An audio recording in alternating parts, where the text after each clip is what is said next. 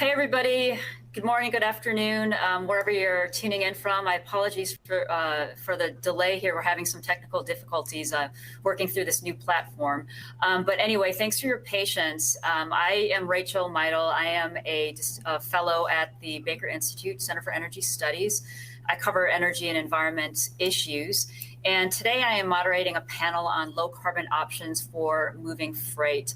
And so what we've seen through, over the last year or so, we have seen the global transport economy destabilize. And that's due to the pandemic, weather stressors, the recent Suez Canal vessel crisis.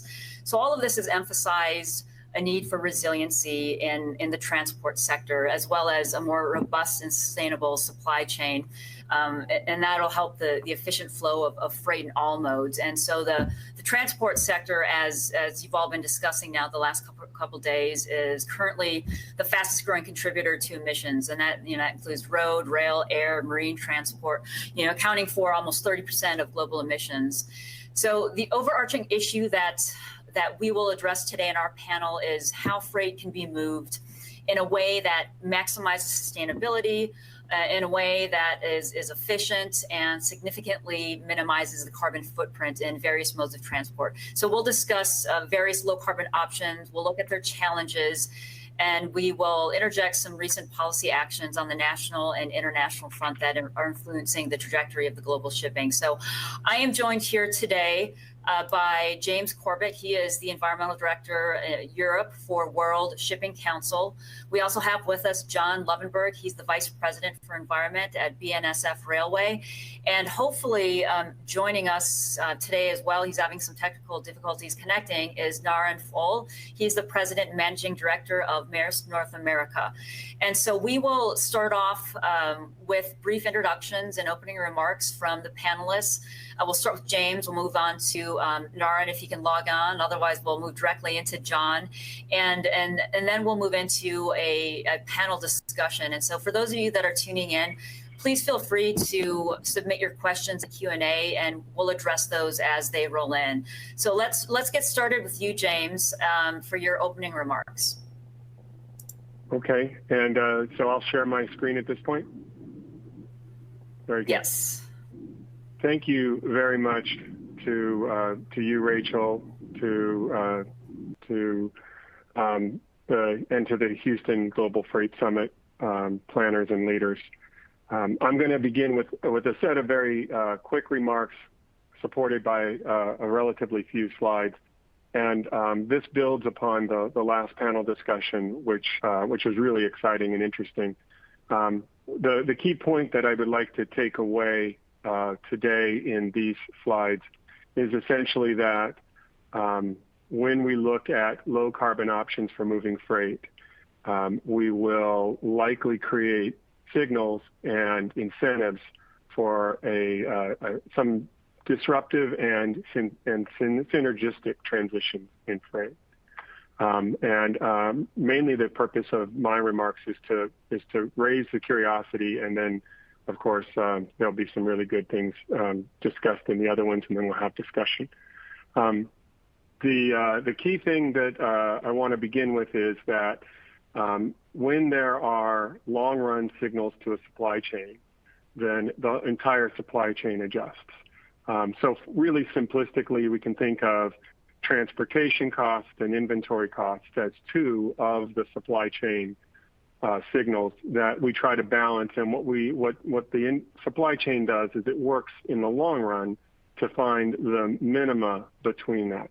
So in the years prior, we used to keep very little inventory and use low energy cost mobile freight movements to provide multiple deliveries per week. In a period of time with low inventory costs because of low interest rates and higher energy prices, we might see that we increase the amount of warehousing, et cetera. This is just another example, just to motivate this, is that there is a time cost in the red dash and a fuel cost in the green dash, and the total cost to the freight system for moving goods, say by water, this was done for vessels, balances those And there is a vessel speed, a service speed that helps deliver that on-time, that just-in-time signal. If the prices increase or increase even further, what you see is that there's a shift, a preference for an adjustment in the service speed in order to maintain cost-minimizing, cost-optimizing behaviors. And what that does is sends a signal to other parts of the supply chain. So this is just one example building off of the last slide. We'll be talking a little bit about multimodal land freight, and this is a picture from a study some 10 years ago that I did when I was in academia. It's a very simple concept. It's a very coarse model. It's not intended to give numbers projecting the future, but real quickly, the red arteries are taking origin-destination pairs from the Gulf Gateway and putting them on the fastest routes, so essentially assigning them in a model format to a road route to the hinterlands where freight is originating or destined to be connected with the Gulf region. And then we modeled as if we moved them to the lowest carbon routes, which essentially connected shorter truck lengths to rail spines, the low carbon modes. And you can see how different the routes would be, but they delivered all the same origin and destination pairs. And what we saw when we ran this experiment is just by using a forced behavior change, modeled in our mind, experiment, we could get up to 60% decarbonization. But when we looked at what happened to time in motion, we increased the delay or the lag in the system by 3 to 9 times more time in motion using a purely mode shifted sort of approach at decarbonization. The motivation of this is to show that in discussion, even though we need to do mode rebalancing alone will come at some performance trade-off, and we need to balance that with other options. It's not exactly only a thought experiment. What I can show you here is there are different ways that we can measure delay in the supply chain. This is how we did it in that study a long time ago. And what this provides is opportunities for value-added service. So there are trucking companies here in the region where I lived at the time that are doing what they call assembly in motion. So they're taking advantage of more touches to cargo rather than fewer touches, more transfers from truck to truck, truck to train, train to truck, truck to last mile. And what that results in is a change in how we pre-position goods. These are indices. In the blue is the million square feet of Amazon, Target, and Walmart warehousing. And this is an index of the rate of change in growth of the million square feet in blue. In the orange is the number of distribution centers held by Amazon, Walmart, and Target that represented these. And you can see that up until about the recession, they both grew at the same pace.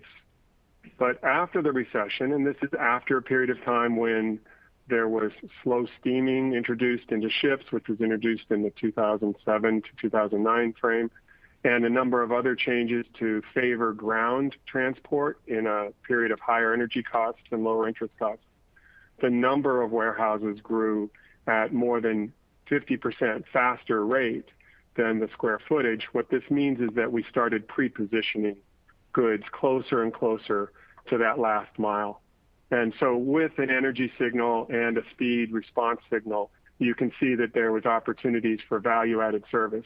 Most of us would recognize that the transparency in the freight network that is there now when we can see where our goods are and we know that it's going to be here in 2 days, 4 days, 7 days, that serves our need for reliability in the freight system, and it allows delay then to help provide some opportunity for value-added services. Apologize for the hard scroll.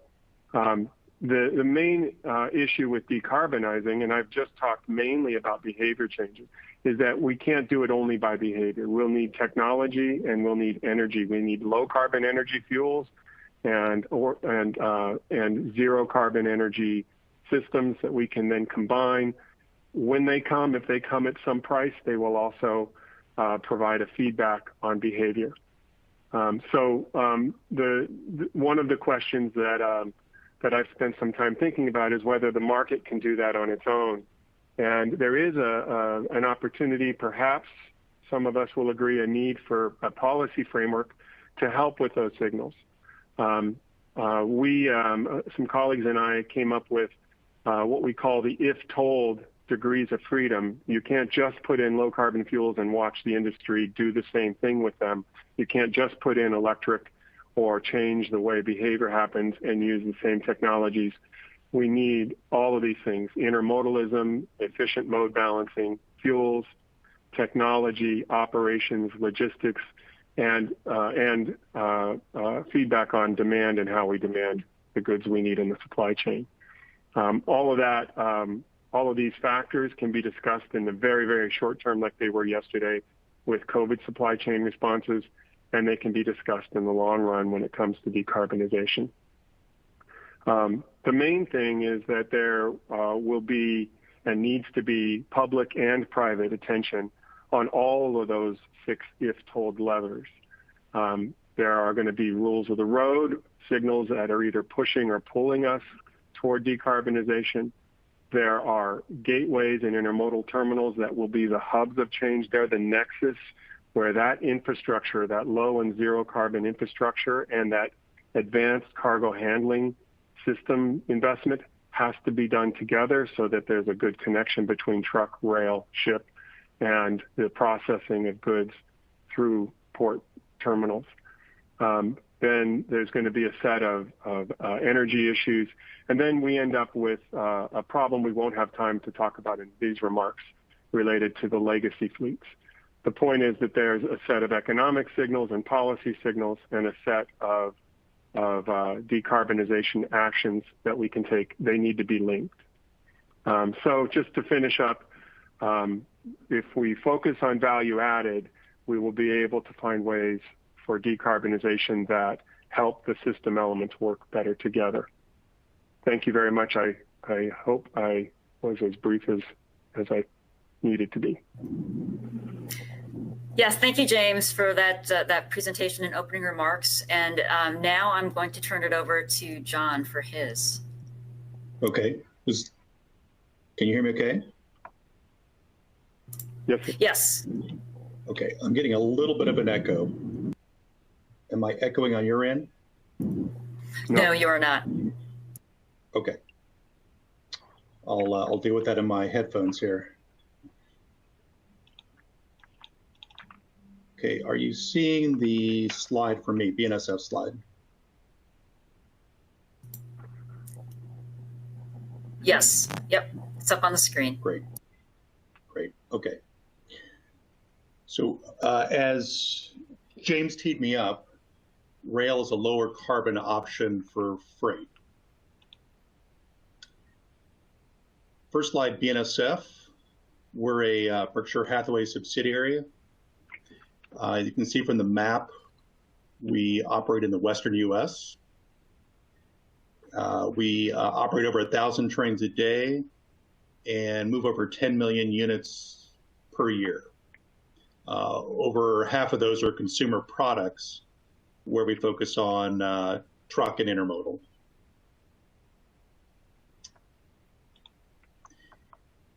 James teed this up well. The rail sustainability proposition is mode shift can, from truck to intermodal, can cut carbon emissions by roughly 2/3. So for our customers with supply chain carbon goals, it can be the best way to cut transportation emissions. So our program, we've doubled our carbon intensity in the last 40 years, or I should say cut it in half, and we've committed to set a science-based target. So we have a well-established program for fuel efficiency, and consistent with James's comments, we're looking at lower carbon renewable diesel, zero emission equipment in rail yards, and the next couple slides, battery electric locomotives.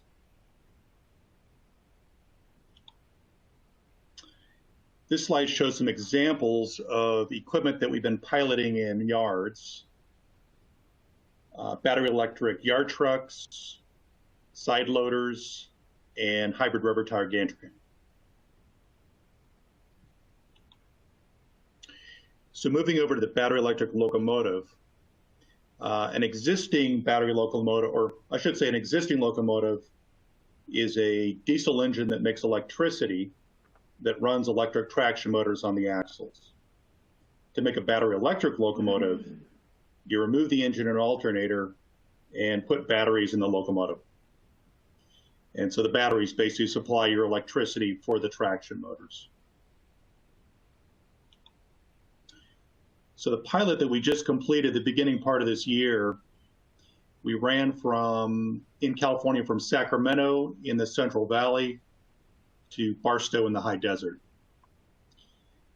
You can see in the diagram at the top, you've got a traditional diesel electric locomotive in front, a battery electric locomotive in the middle, and another Tier 4 diesel electric motor behind that. This runs much like a Prius plug-in. You plug it into the yard. It's got regenerative braking when you're going downhill, adding free energy. And the net result is we got 10% fuel savings across the entire consist. Some pictures. Upper left is the hybrid consist, and on the right is the charging. And we started with a plug-in charging approach, 400 kilowatt hours. Longer term, we're looking at overhead charging. So the roadmap for this, there's 3 different manufacturers that have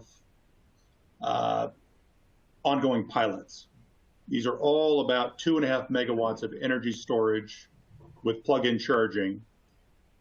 We completed our pilot, as I indicated in the previous slide. So the next round, we're looking at larger batteries, going from about 2.5 to 7 or 8 megawatts, and then going from plug-in charging to overhead charging. Long-term, for this to be fully commercially deployed, we'll have to be getting into like 20 megawatts of energy storage. We're really not there from a technology standpoint. We need additional innovation to get additional energy storage.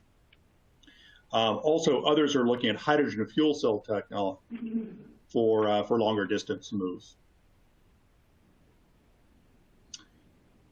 So that's it for me. All right, thank you, John. I appreciate that. And I don't see Nara, and I don't believe he was able to. Oh, are you here? Are you? Oh, excellent. I'm so glad you could get connected. Are you able to share your screen? Yeah, can you help me put it on, because I'm really having a big problem with the computer, so I'm trying to use the phone instead, because I could not get the computer to work. Okay, no problem. Let's see. I don't see your slides loaded up in here, but if you guys can just bear with me one moment, I will pull up your slides and share my screen. Just a moment here. Okay.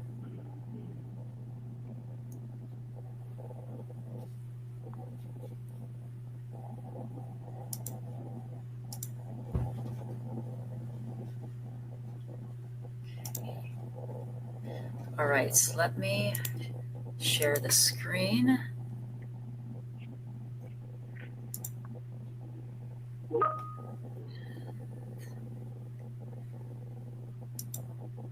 Okay. Okay, let me know. Can you all see my screen?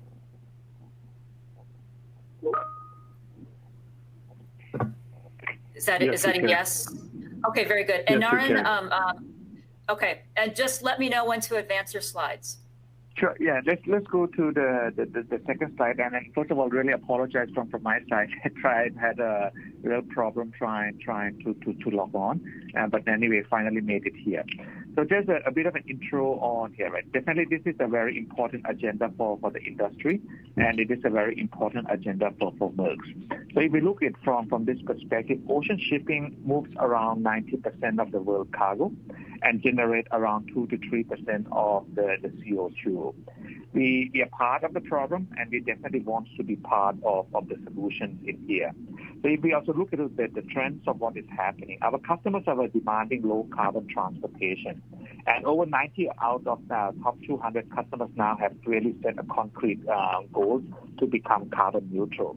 From Maersk in 2018, we have announced our plan to become a carbon neutral by 2050.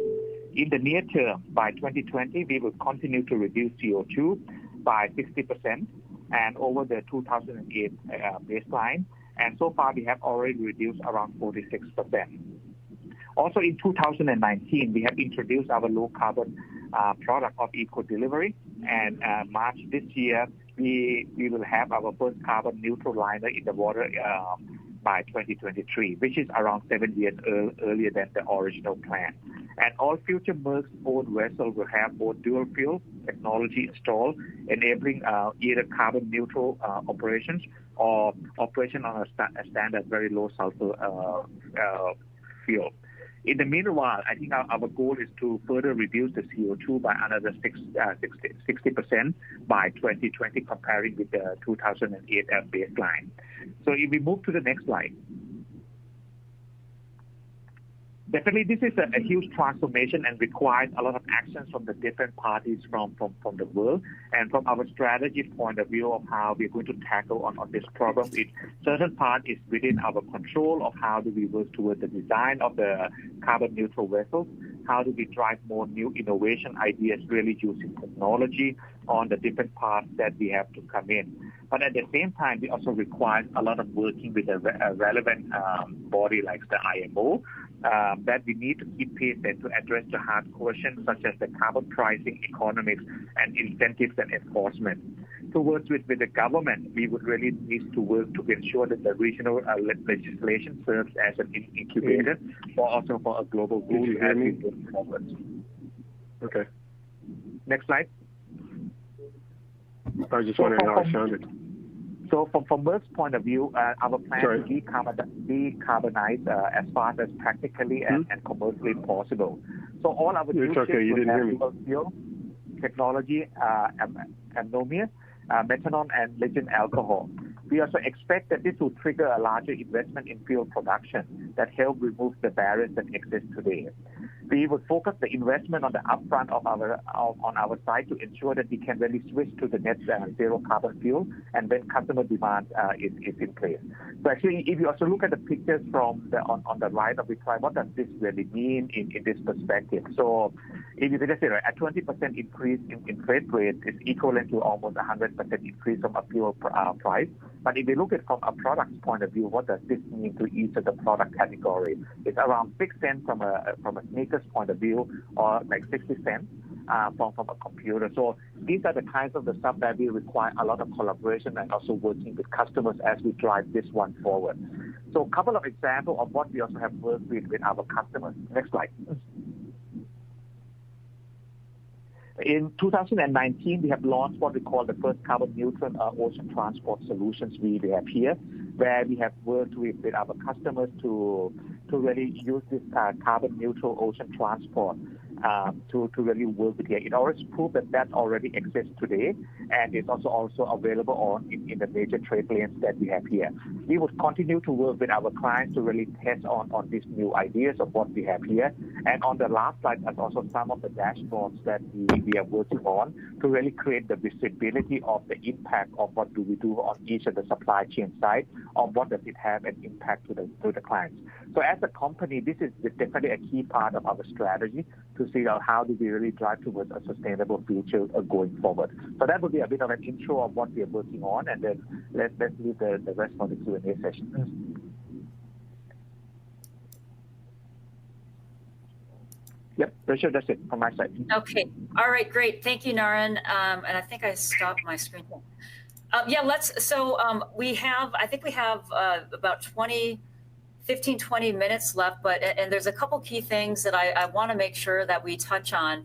And thank you all for your presentations on that. And the first thing is that I want to highlight is something that that James touched on in his presentation, and I think it's an appropriate way for us to kick off the discussion, and that's pathways to a lower carbon future. A lot of it is focused on switching fuels, but there's more than just that in this whole picture. It involves a whole array and synergy of other factors like mode shifting and technology interventions and operational controls and supply chain management. And of course, as you all touched on, consumer behaviors that really drive that demand. So given the freight policy framework, James, that you were talking about, this is really going to span many, many years, and it's going to involve numerous entities.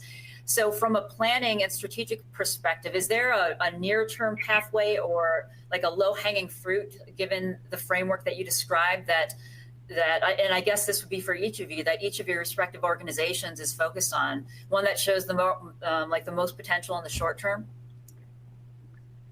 Well, just to kick it off, I think that there are very important near-term actions that need to be taken to meet a long-term transition. And those may not look like low-hanging fruit, but if we don't grasp for those, we won't make the long-run goals. And those include things like early, maybe immediate attention to renewed infrastructure that enables a decarbonized energy resource at port gateways, major rail refueling centers and terminals, and trucking terminals across the nation, all modes.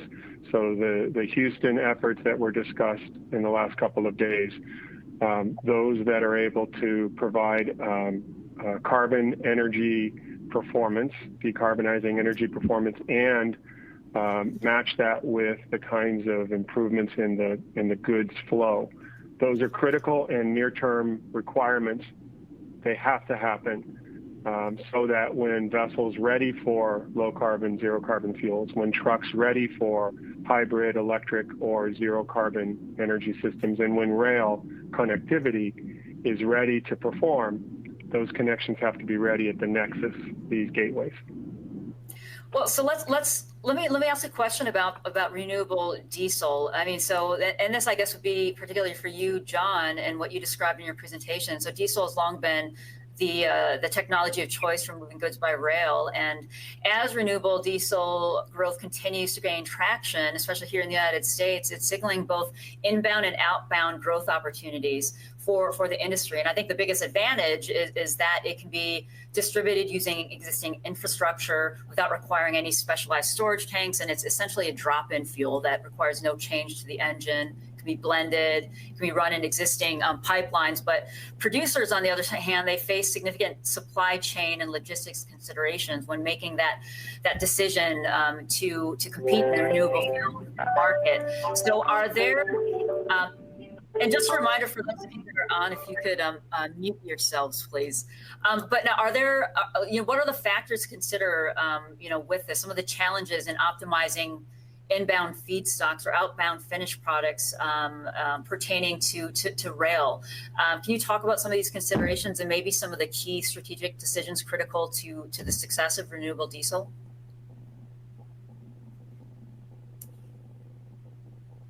Let's see, can you hear me right now? Yes. Okay. Yeah, a key is a couple things. The economics are very strong in California right now for investment. You have a low carbon fuel standards, and so most of the renewable diesel we're seeing is really going to that market.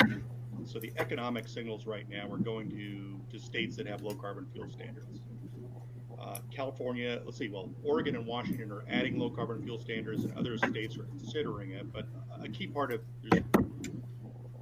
again, sorry about that, I'm still getting a significant echo, so hard to trying to balance talking here with this echo in my head. But again, having state policy and getting the manufacturers to accept a higher percent blend for renewable fuels is what we really need. It is a drop in, but there are some other considerations that are limiting the total percent that can be blended in the mix. Okay, yeah, I know that, yeah, the feedstock supply chain for renewables is pretty rail centric, and I mean there's things to consider on rail car fleet sizing and specifications and multimodal, you know, transloading, all those things that need to be considered when we start thinking about this. But certainly there's, you know, at this point we have many low carbon fuel options, and they all have their inherent limitations and advantages that need to be addressed, you know, in terms of energy density and safety and other issues. And so it's really about the balance, as you mentioned, about the economics, the least in energy intensive pathways, and of course the best environmental and social outcomes across the life cycle, because you know that's what sustainability is. And I think you know there is a need for a more holistic view on that, because global supply chains are multimodal. And so it's more about a discussion about you know, taking that comprehensive view as opposed to just looking at one mode you know, at a time. So in addition to multi-mode assessments, we also need cross-sector data, and I think this is something that both James and Naren you know, mentioned as well. And so, you know, Naren, for Maersk, you know, you're an integrated company. You provide ocean transport, inland services, you know, truck, rail, barge. You do intercontinental rail and air freight. How can we work across supply chains, you know, ones that include, you know, other modes and also other industries, and work across borders to ensure that we create efficiencies and also get a more complete and holistic depiction of all of these aggregated emissions and life cycle impacts that are being created, and ensure that we're not shifting risks? Yeah, no, fully agree on that one, right? I think that the first thing from the way we're seeing here is that I think we need to really create that baseline and creating the visibility of the impact of all the supply chains that we have, and what is the consequences of the decisions that we have made.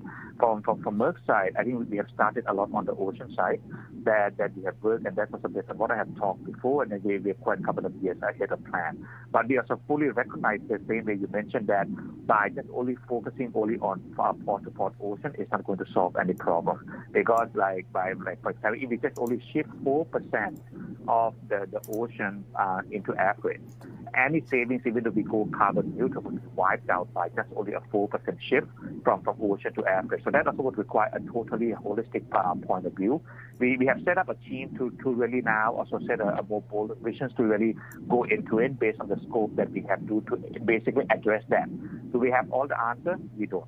Right, and that's also where we have the teams that is set out, and then we are willing to, once we get into the more detail, to lean out in the same way we are able to make a commitment on the ocean side. We would be looking towards also making a bolder commitment also on more on the broader side. But this would require a lot of collaborations with industry experts, with scientists, with customers, and also with competitors, to try to just say that we have a common cause of how do we want to drive this further down.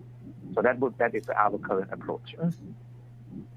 And I don't know, James, John, do you have thoughts on that?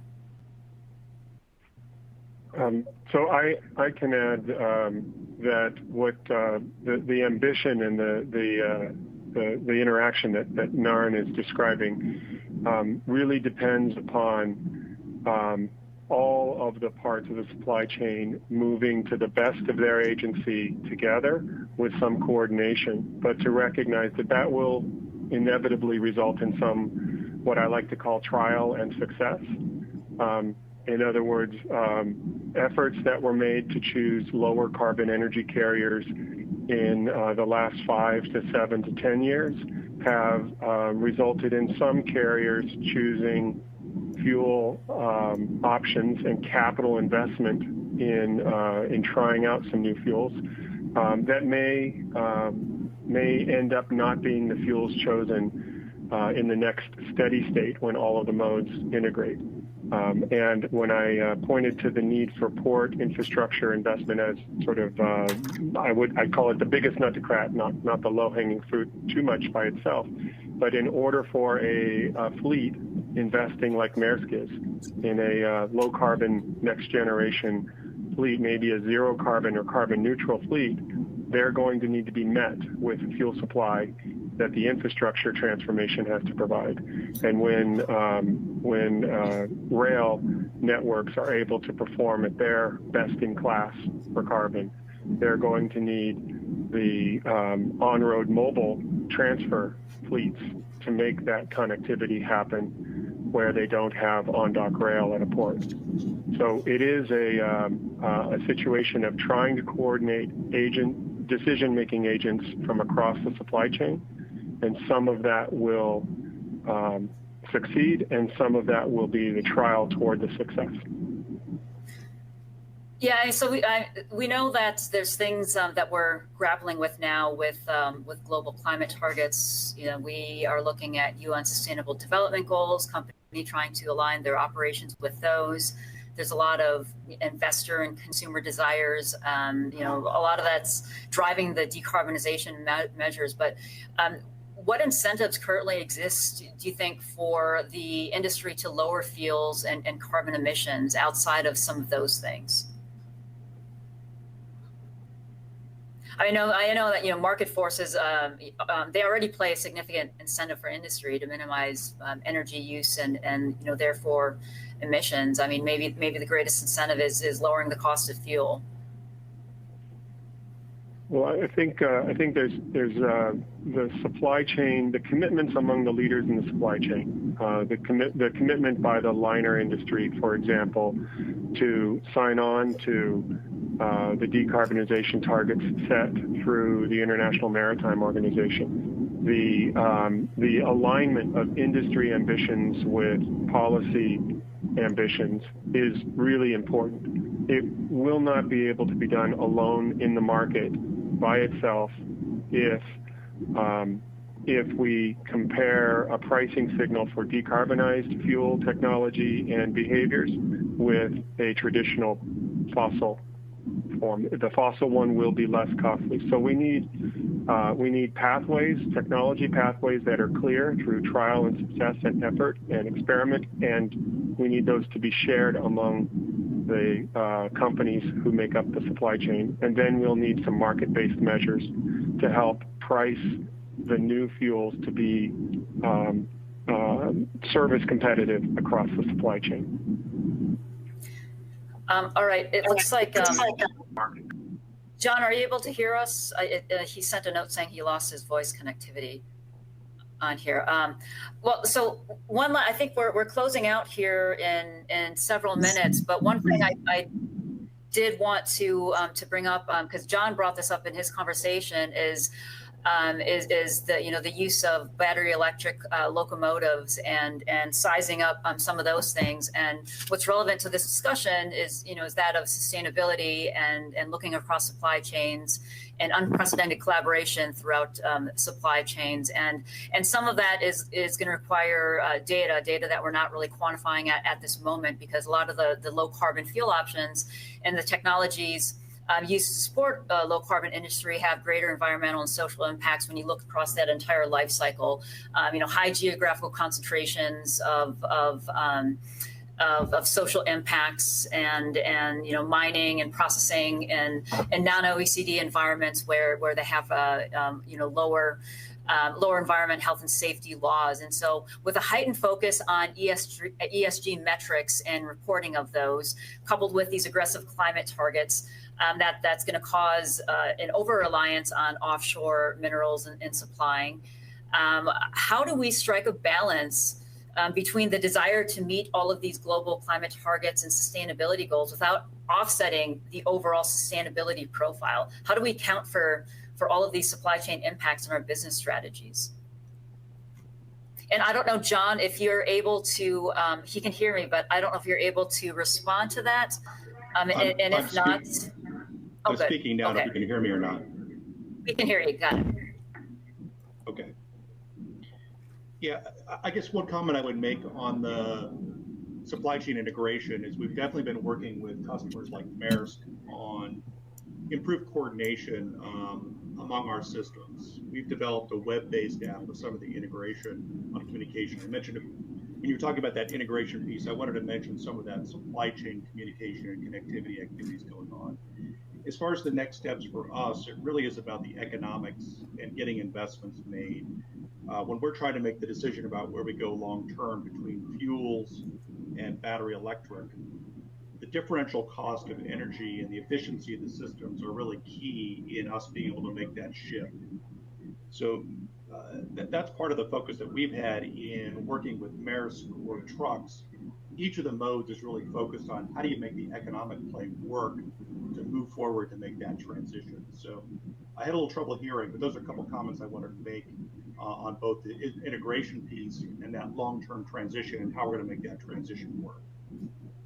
Yeah, thank you for that. And I don't know, Naren, if you have anything you want to add to that. I know we're supposed to close out at 10:50, but I do want to give you, Naren, an opportunity to respond to that and ask one more question. No, fully agree. It's all the implications that we have in here, and there is a real need to look at it holistic view that we're not really sub-optimizing, that is looking from a long term, and it requires everybody to work together, and then there will be more than one technology that it will be winning. So it requires everybody focus and creating the awareness, and at the same time, it's not only also for the service provider, it's also coming from an end consumer as well. The awareness is increasing in there. The more pressure that we can add over here and develop those end-to-end, it is going to be what's needed. And what I will be doing here is to making sure that we do not sub-optimize just for the sake of, let's say, making sure that we solve something and create some problem downstream. It has to be holistic. Yeah, that's really important. Unprecedented collaboration and comprehensive, holistic look. And I think that's a lot of the work that that James, you're doing, and Naren, you're doing with Maersk and working on at the international level, because multilateral regulations offer a platform for harmonization of standards and methodologies, and I think that's really really important to this discussion. And the last thing I do want to talk about and ask you all is, it's been a tough 14 months here, right? We faced a lot of challenges and supply chain upsets, and I think going forward, there's going to be even more technological challenges, not just on vessels, but when we look at transformations on land. I mean, because we are really having to transform the entire production and distribution network. It's the entire system, all of the ancillary and supporting equipment, all the ports throughout the entire network, all modes of transport, and so forth. And I think this is why modernizing bridges, highways, roads, waterways, and ports is really important. Some of what's touched on in Biden's infrastructure bill. And so we've faced all of these punctuated and sustained weather events. We're still going through the pandemic. We have that issue with the Suez Canal. All of these things have really tested our resilience and our adaptability to all of these chronic and acute stressors. So what have you all learned from some of these experiences in each of your respective sectors, and how are your organizations preparing and participating in some of these efforts to improve infrastructure resilience to all of these different events, and also the climate related risks that we have in front of us? Well, I'll say just real briefly. One thing we haven't covered is, in terms of the Biden infrastructure investments, is the speed of being able to build things is very challenging. So we can't underestimate the need to focus on permitting efficiency. We didn't really cover that, but that's a key issue for us. We've already touched on research and development. From a resiliency standpoint, we've been using advanced sensors and artificial intelligence to help drive safety and efficiency and target places where we need additional resilience in hardening our infrastructure. So that's probably, it's not necessarily a new insight, but something that's definitely accelerated over the last year.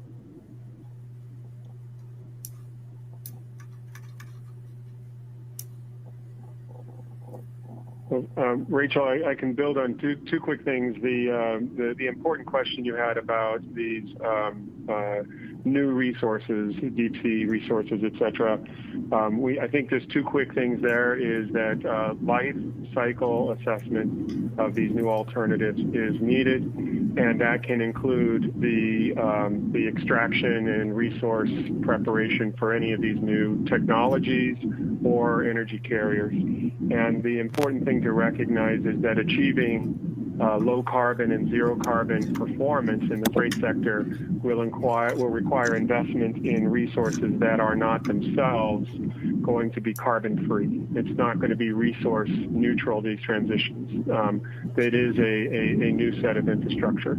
I think that some of the kinds of things we can make sure we pay attention to is the balance between the need for community resilience, community flourishing, but also not to limit the opportunities for ports. So economies of scale, allowing larger vessels maybe where they help serve a supply chain that has lower carbon performance, maybe requiring some better pre-positioning and larger volumes for moving at slower speeds through the supply chain. Those kinds of things can happen. And so if there are going to be local barriers and preferences for different kinds of energies, different kinds of infrastructure transformations, those are going to be things that I think are going to be the time-limiting events that will help us know how fast and how easy we can get there through this coordination.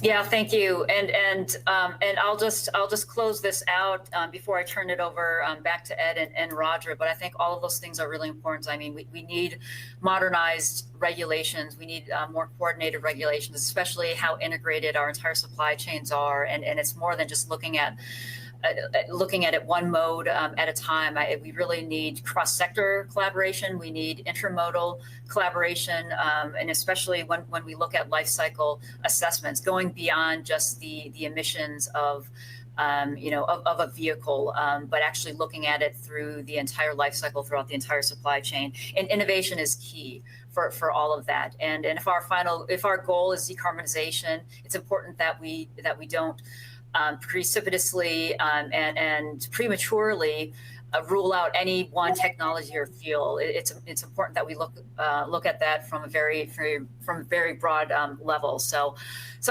as you can all see, I mean, decarbonizing the freight industry, it's a major undertaking, and there's a lot of obstacles to overcome. But you can see there's a high commitment from industry. We have a great pace of innovation that's really in our favor, and I think informed policies can really help move these along. And I just want to thank our panelists, James, John, and Naren for joining us today. And thanks to the audience for your patience. I apologize for all of the technical difficulties that we had, but hopefully you're able to glean some insights from our panelists today. So I'll turn it back to you, Ed. Thank you. Thank you, Rachel, and thank you to all the panelists. Roger, this has been a good collaboration between Port Houston and Baker Institute Center for Energy Studies. Do you have a few closing comments? No, I think so. It's been good. I think the key that's been a word that's been used over and over is collaboration and bringing, all sectors of the supply chain together on this and have these types of discussions. I know they're good for me as a port, but extends from the water side. We probably didn't talk as much about the land side efficiencies as always like to do, but it's a great forum, and I think we had some really good takeaways from the entire group of panelists that we had. So just, Judge, thanks for letting us be a part of this, and we look forward to doing it again.